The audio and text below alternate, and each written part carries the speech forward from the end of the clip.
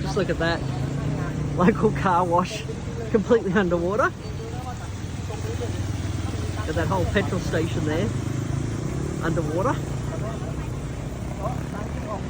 And I'd really hate to be on a motorbike right now. You'll think you would thought that you're on the side of a beach here with the water just slowly coming in. But no, it's because of the cars coming down this highway. There's a truck. He's coming over. Splashing against the gutters here. Over in Saraphi in Chiang Mai. I just realised the petrol station across the road is completely underwater as well. That's bad.